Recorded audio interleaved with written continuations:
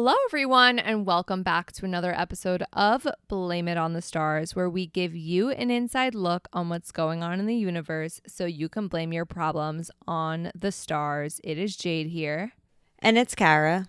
And this week, we will be telling you everything you need to know about Aquarius season. We'll be giving you a general overview of all of the transits that happen so you can know what you're getting into up front. But in case you missed it, last week we had a lot of really good things happening. As you may or may not know, Mars retrograde did end. That was a 2.5 month long retrograde that came to a close. And also we talked about Mercury retrograde ending, which does happen in the middle of this week, but we didn't want to take away from Aquarius season being the star of the show. So if you also want to know about what happens after Mercury retrograde ends, then definitely listen to last week's episode so you can get some more information and hear some good news as well. And just to give you a heads up, next week we will tell you everything you need to know about Venus in Pisces and how it affects you. So just so you know, before we get into this episode, there's a lot of things that happen in Aquarius season. The following transits that I'm about to mention happen this week. So you'll definitely want to pay attention to these. We do go into depth on them now since they're happening this week. Those will be the Sun entering Aquarius, the new moon in Aquarius, and Uranus stationing direct. Everything will be explained in depth, but the other transits that happen, such as Venus in Pisces, the full moon in Leo, and Mercury in Aquarius, will all have their own episodes. We will tell you about them now so you kind of know what is to come, but you can also be on the lookout for in-depth deep dives on those transits in the weeks to come. So Aquarius season officially begins on January 20th. This happens at 8:42 a.m. Eastern Standard Time. Per usual, the date and time are from the website astroseek.com. So what you need to know. When the sun enters Aquarius, it begins like a month-long mini era of all things Aquarius.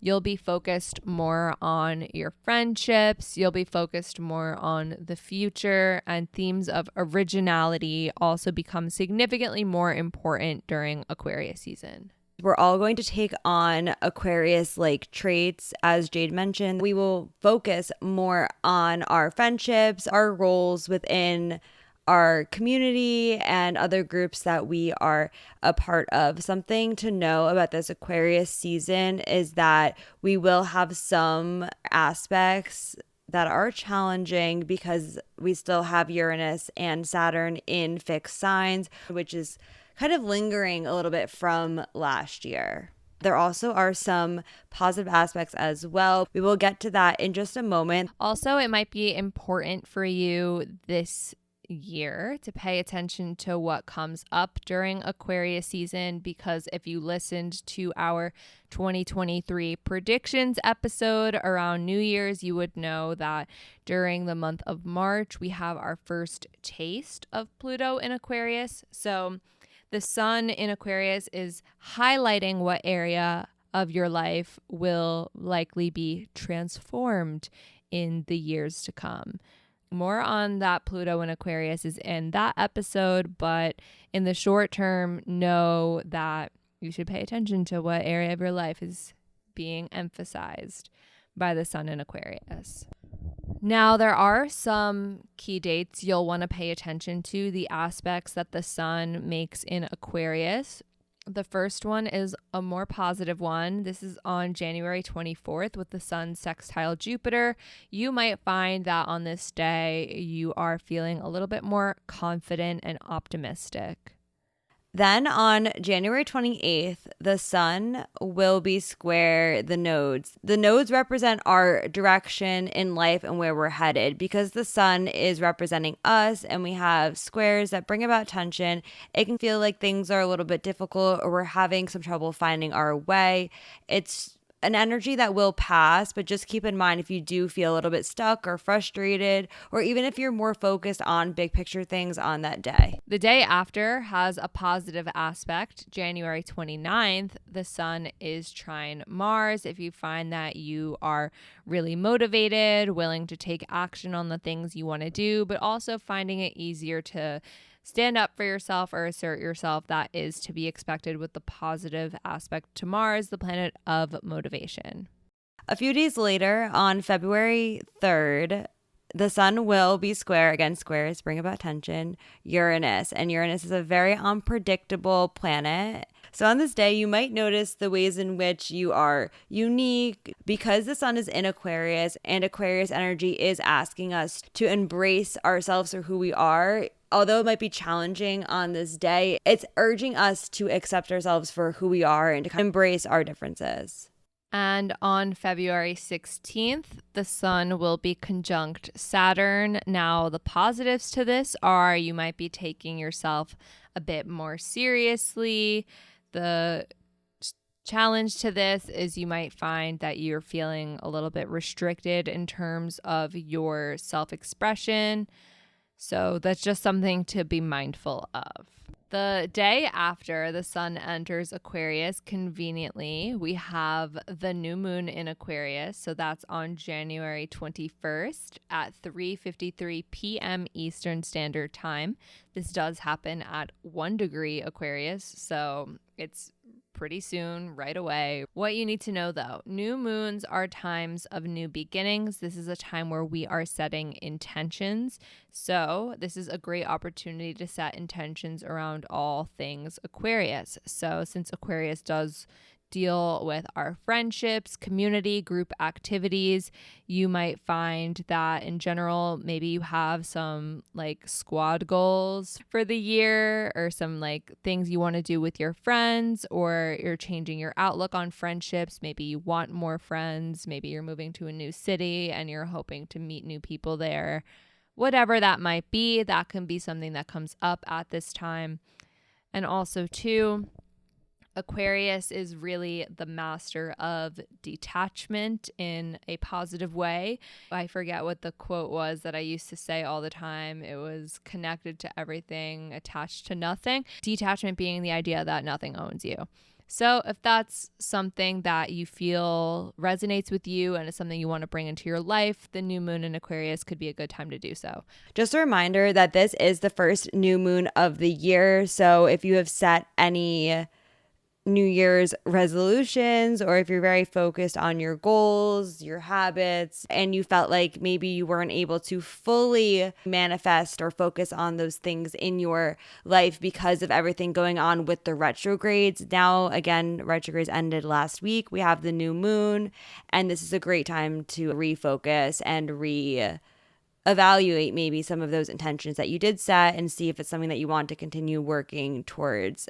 One last thing worth noting is that the first degree is ruled by Aries. Aries is also a cardinal sign, so there's a lot of energy here just to get started, start something new, and take action. And Aquarius is super innovative and future focused, so it's a really good time to get creative with the things that you want to do this year. Let's talk about some of the aspects that this new moon will make.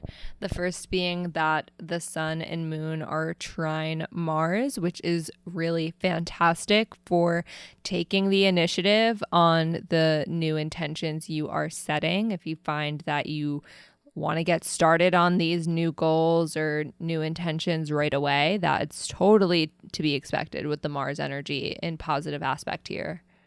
We have another positive aspect to Jupiter, which is bringing a very optimistic energy to this new moon and confidence too, to our goals and the things that we're starting. Now, even though Pluto is still in Capricorn, it's at 28 degrees Capricorn and the moon is at 1 degrees Aquarius, close enough that this forms a conjunction to Pluto. Now, what you need to know with the new moon conjunct Pluto is this is kind of a time of rebirth, right? The first new moon of the year, new intentions. Pluto is all about transformation and also healing in a way. So if you find that you really want to be the embodiment of New Year, New Me, this could be the new moon where you literally figure that out for yourself. Figure out who the new version of you is and how you need to transform into that. Love that for you. And during that process, you might have some doubts about it. And that's because, again, we still have a square to the nodes, which is bringing about challenges as we are trying to work towards our goals. We might feel a little bit uncertain at times. So just know that as you're stepping into your new self and starting all of these new things, that self-doubt or uncertainty can come up. But again, it will not be there forever. The next thing that happens during Aquarius season is Uranus stations direct in the sign of Taurus, aka Uranus retrograde is over. This happens on January 22nd at 5:58 p.m. Eastern Standard Time. Now, how this affects you still doesn't really. Uranus is an outer planet, but it is all about the unexpected. So still expect the unexpected to continue. The unpredictable energy does not go away. But what you should know about this and why you should care, Kara, tell us why. This is the last planet to station direct, and then everything, yes, you heard that correctly, every single planet will be direct, which is good news. Yeah, so no more retrogrades for now. For now, keyword. So enjoy the energy moving forward. We are so happy to have made it to this moment. I'm sure a lot of you will like the next thing that I'm about to mention, but I do just want to note that the following transits that we're about to discuss will have their own episodes, so you can expect deep dives on all of these in the weeks to come. A lot of people really enjoy this transit, which is Venus entering Pisces. This happens on January 26th at 9:33 p.m. Eastern Standard Time. Why so many people love this and what you can expect is it's really a time where you are very creative and you might find that you're just romanticizing your life. There will be some interesting aspects going on because there is a square to Mars, which does not necessarily mesh very well with this energy, but also a conjunction to Neptune, which will bring out more of that Pisces energy. So it will be a little bit complicated, but again, we will explain more when we get there. Yeah, but in the short term, just know that there's some good creative healing energy coming your way after the 26th, and we'll talk much more about it next week, and you'll definitely want to tune into that one. The next thing that happens during Aquarius season is the full moon in Leo. This happens on February 5th at 1:28 p.m. Eastern Standard Time at 16 degrees Leo. Now, what you need to know about this full moon is it is a time where you are finding the balance between you, the individual, and the collective. If you are finding that you're letting the collective take too much of the attention, that you forget about yourself, this is a great way to bring that into balance, and vice versa. If you are maybe paying a little too much attention to yourself and forgetting about everybody else, we can also bring that back into balance. And as we mentioned before, there will be some more squares, again, just because of the outer planets being in fixed signs to Uranus and the North Node, which is complicating things once again, but also keeping it interesting. Now, to continue with the good news, you already knew this if you've been listening to us for a while, but Mercury retrograde Post-Shdow ends on February 7th. We talked all about that last week, so I'll let you listen to last week's episode to know more, but just know that the retrograde energy is cleared up after this, which is great because Mercury has another transit, which is Mercury entering Aquarius. This happens on February 11th at 6:23 a.m. Eastern Standard Time. It's also the last transit of Aquarius season. And how this affects you is you'll find that you are thinking outside of the box, getting really curious, and being a little bit more intellectual. During this transit, we're going to have a tendency to think critically and also come up with our own thoughts and opinions. Like most things that happen during Aquarius season, there will be some challenging moments, but we'll talk about that as we get closer to Mercury entering in Aquarius. That's pretty much it for Aquarius season. Just a reminder, we will be talking all about Venus in Pisces next week, so definitely stick around for that one. And also, If you are a longtime listener, this is not new to you. It's an old segment we are bringing back.